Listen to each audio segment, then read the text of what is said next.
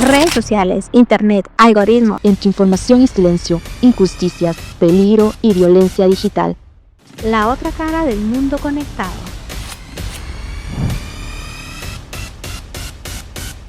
Bienvenidos a la segunda parte del tercer episodio de Entre Likes y Amenazas, la otra cara del Internet. Ahora veremos qué pasa cuando se denuncia.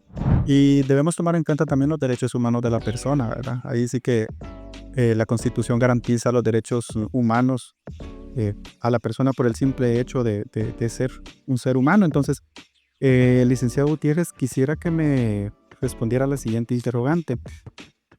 Partiendo de los derechos humanos, siempre, ¿qué derechos cree usted que se vulnera en la violencia digital? Bueno, por esa naturaleza y características que son la universalidad de los derechos humanos, yo consideraría de que el primer derecho humano es el derecho a la dignidad que pueda tener la persona, y siguiendo la incidencia de los eventos que pueda tener la violencia digital, pues también está la intimidad sexual que puedan tener las personas, que es lo que más se ve vulnerado a través de la violencia digital. Yo pienso de que el bullying que pueda hacerse a través, yo pienso que eso es fácil de superar, aunque cause un agravio, pero ya cuando hablamos de que fue violada la intimidad sexual de una persona por haber publicado contenido íntimo sin su consentimiento en redes sociales, el daño que se realiza, el daño que se le causa a esta persona que fue víctima, muchas veces es irreparable, porque estamos hablando del honor. Son cuestiones que, aunque vayamos al final de un proceso penal, si es que estuviera regulado, si en algún momento le tuvieran que decir a una persona, mire, ¿qué valor le asigna usted a su honor?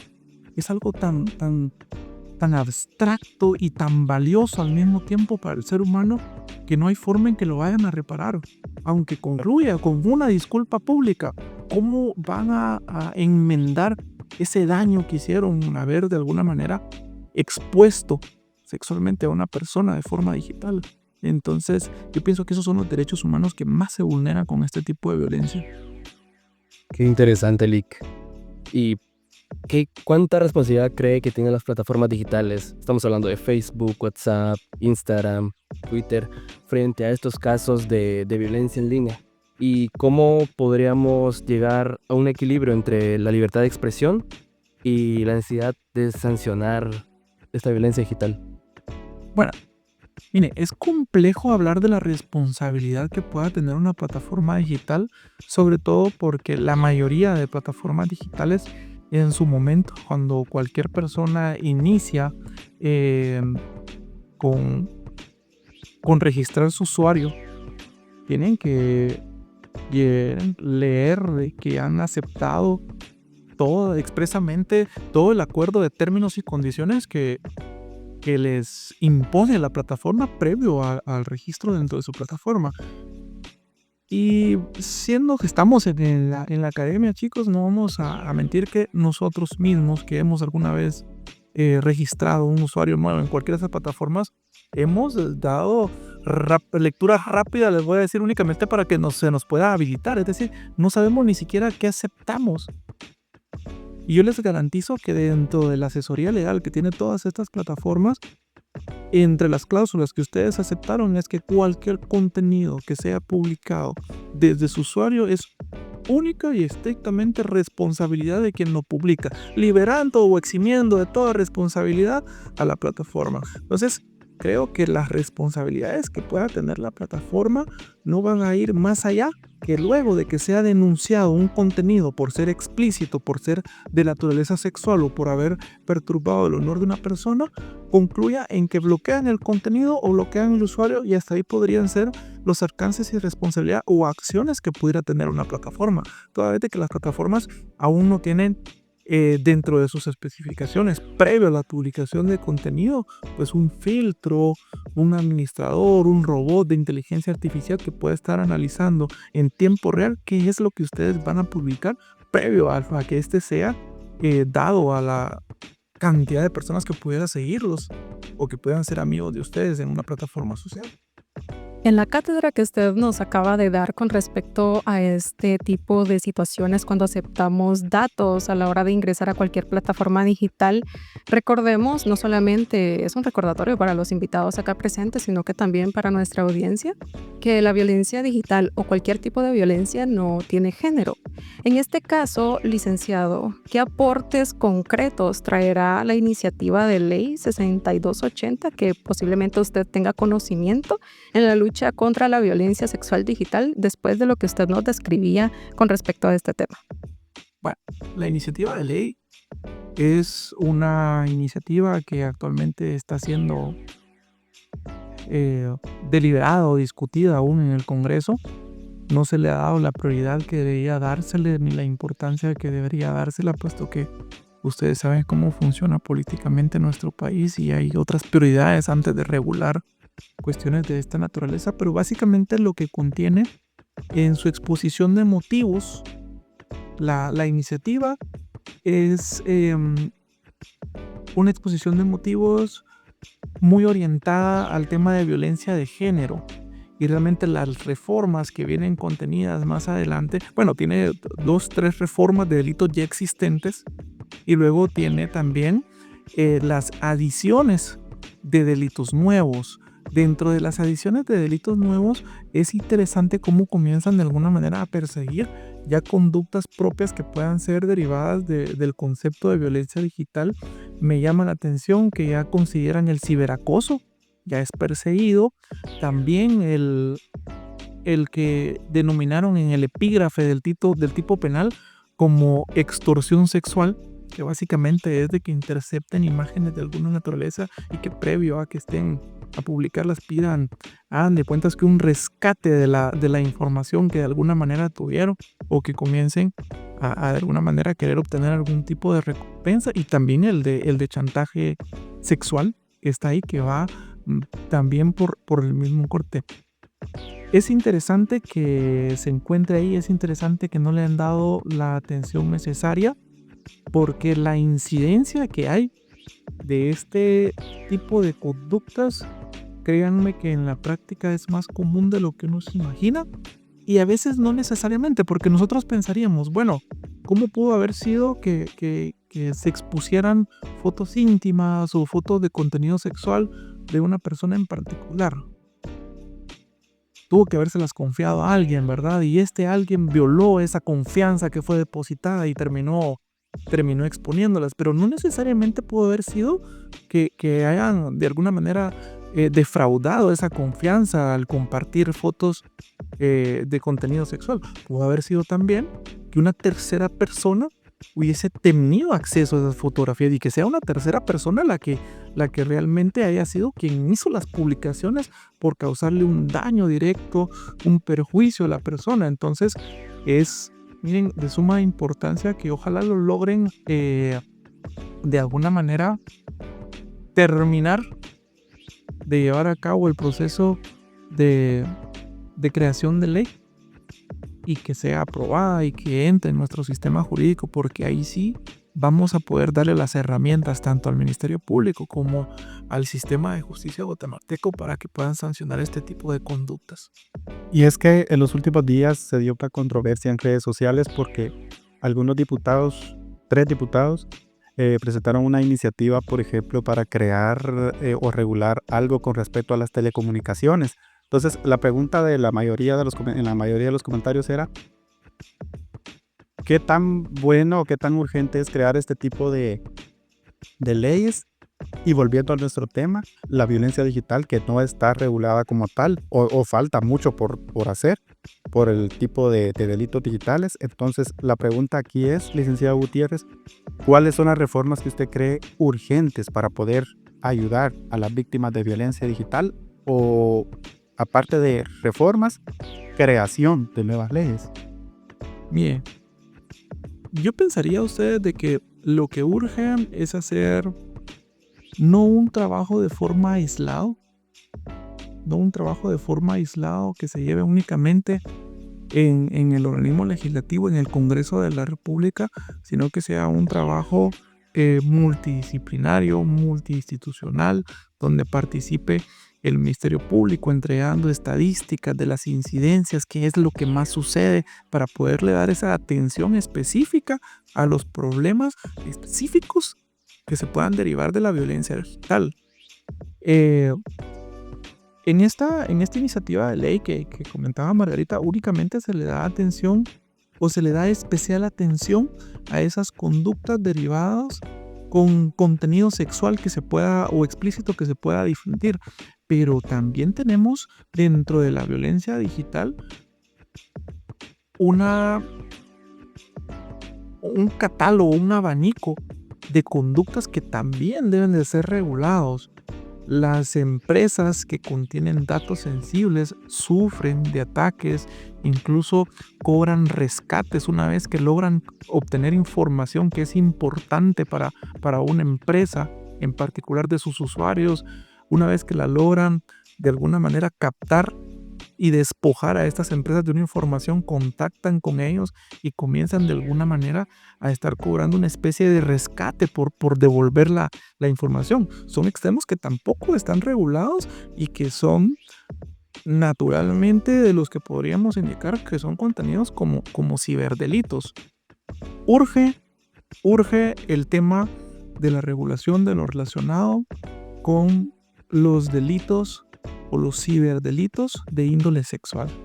Es necesario que protejamos a nuestros grupos más vulnerables, que históricamente han sido mujeres, han sido niños. Eso naturalmente es urgente, pero también tenemos una serie de delitos que se han venido de alguna manera dando en nuestro entorno social, que no pueden ser perseguibles porque simplemente no están regulados. Y muchas veces los jueces, con tal de que algo no quede impune, incluso tratan hasta de encuadrarlo en amenazas, en estafa, en cualquier otro tipo penal que está por ahí, que porque tenga el matiz o se tenga un acercamiento a eso, pues vamos a hacer la lucha para que no quede impunidad, porque el juez no deja de ser, por la investidura de juez, no deja de ser humano y no deja de indignarse por conductas que sean antijurídicas. Y está comprometido con su función judicial y de alguna manera quiere que se materialice la justicia en este sistema. No obstante, él tiene limitaciones muy grandes cuando no tiene las herramientas para poder aplicar las normas que se encuentren vigentes al momento que él tenga conocimiento del caso. Licenciado, ¿y cuál cree que debería ser el papel que deberían tener las universidades y centros educativos en todo este tema, en la formación de una cultura digital responsable y sin este tipo de violencia? Vean, yo considero de que las universidades, los centros educativos, por el modelo de educación que hemos venido teniendo, que ha sido técnicamente el mismo durante muchos años, han dejado bastante de lado o no le han puesto la atención que requiere esa parte de la salud mental de sus estudiantes, de tener tipo de capacitaciones, de orientación, para que de alguna manera a través de este tipo de atención especializada se pueda también minimizar. Se les pueda decir también de que el manejo de redes sociales es también importante, que se le dé atención a esos ámbitos que no se le han dado anteriormente, ¿verdad? Yo les aseguro que ustedes que han sido recientemente, que están en su carrera, en lo que van de la carrera en la que están, no han tenido, por ejemplo,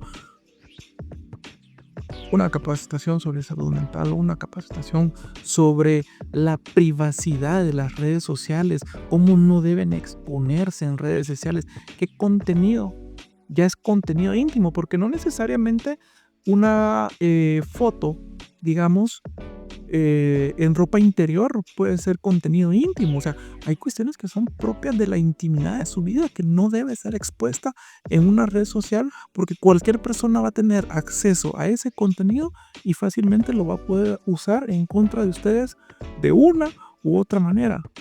Y sobre todo ahora que tenemos ese boom de la inteligencia artificial, que se pueden crear las imágenes. Entonces yo pienso que el papel, el rol que puede realmente utilizar las universidades, el rol que pueden poner en práctica los centros educativos, es darle esa atención a ese aspecto respecto a esa parte que ya es parte fundamental de nuestra vida. Las redes sociales se han metido tanto en nuestras vidas que no podemos dejar de ponerle la atención necesaria.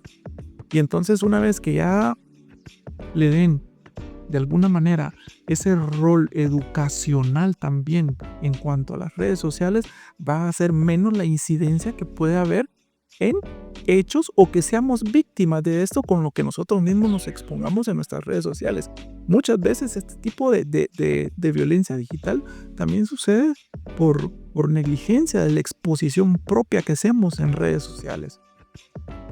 Tenemos una falsa idea de tener cierta aprobación de los demás y exponemos a veces hasta un poco más de lo que debería. Ese puede ser el rol de las universidades, de los centros educativos, darle atención especializada a ese tema. El licenciado Salvador Gutiérrez comentaba algo tan importantísimo como son los grupos más vulnerables. Mencionaba a los niños, a los jóvenes, a las mujeres, pero también tomemos en cuenta no solamente a los caballeros, sino que también a las personas de la tercera edad. Que ahora, en esta era digital, las personas de la tercera edad ya poseen un teléfono celular, redes sociales y pueden ser víctimas de la violencia cibernética. Y como usted comentaba, la violencia cibernética es un abanico de posibilidades y de delitos que se pueden cometer. Entonces es cuestión de dar a conocer qué tipo de delitos pueden existir dentro de esta era digital, ¿no? Lo que es la violencia cibernética, que es ya el Congreso de la República que debe ya establecer ese abanico de posibilidades que usted mencionaba con anterioridad. También recordemos que las personas que son víctimas de este tipo de delitos, por lo general, el licenciado Salvador, mi compañero Raimundo y yo, que estamos inmersos en este mundo jurídico, sabemos que las víctimas usualmente guardan silencio. No solamente no denuncian, sino que a la hora de denunciar y seguir con el proceso penal, se retraen, guardan silencio, se autocensuran, que es uno de los temas muy importantísimos con respecto a cualquier tipo de violencia. Desaparecen de la vida digital, cierran sus redes sociales, entran en depresión. Ya existe un montón de problemas de salud mental de los cuales usted también comentaba de que no recibimos capacitación o materias, diplomados, clases, no nos generan conciencia sobre este problema que abarca la violencia, es una consecuencia de la violencia. La salud mental deteriorada que deja en las víctimas. Ahora bien, licenciado, en este momento podría darnos un mensaje para las víctimas o podría realizar usted una conciencia a nuestra audiencia sobre cómo enfrentar y prevenir este problema de violencia cibernética. Vea, yo les diría que al igual que en el mundo real, por ponerle una etiqueta, ¿verdad?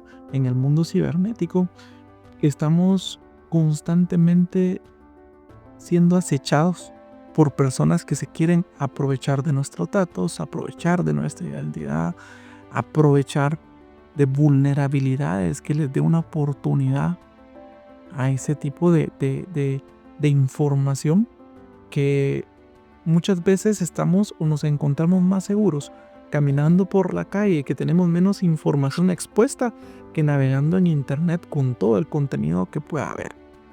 Yo les diría que es tiempo de que comencemos a ser un poco más desconfiados de las redes sociales, desconfiados de esas personas que en apariencia pueden ser nuestros amigos de redes sociales y que nosotros no tenemos certeza de quién está detrás de un usuario, detrás de un perfil, y comenzar a fomentar. Es de alguna manera crítico porque ustedes me dirán, Salvador, ¿y entonces dónde nos vamos a encontrar a salvo? Lastimosamente en estos tiempos son pocos los lugares, los espacios donde nos vamos a encontrar a salvo de personas que quieran de alguna manera valerse de una pequeña oportunidad, de un espacio que tengan para sacar provecho de situación. Y en el mundo digital, que hay tanta información y que incluso en nuestros teléfonos, en nuestros ordenadores, tablets, tenemos tanta información, tenemos que ser aún más desconfiados que en el mundo real, como le diría yo, que es este tipo de interacción social que mantenemos nosotros de forma presencial, de forma en persona. Esa sería la recomendación que yo les daría para que evitemos de alguna manera ser víctimas, y que eso, aún tomándolo en cuenta, pues no garantiza que algún día pues seamos víctimas de este tipo de ciberdelitos. Queremos agradecerle profundamente por su tiempo, licenciado Salvador, por compartir con nosotros su experiencia y visión sobre este tema. Hoy comprendimos que la violencia digital es un tema no está lejano, es un tema que está visible y que necesita leyes específicas para apoyar a las víctimas que sufren este martirio. A ti que nos escuchas, te invitamos a reflexionar y a decir de que el cambio empieza en cada uno de nosotros. Hay que denunciar, acompañar, educar y usar las redes con responsabilidad para no caer en este tipo de prácticas. Gracias también a nuestros estudiantes, especialistas, por darnos su punto de vista. Y bueno, los invitamos a seguirnos en nuestras redes sociales. Mantente conectado. Esto fue La Otra Cara del Internet, entre likes y amenazas. Hasta la próxima.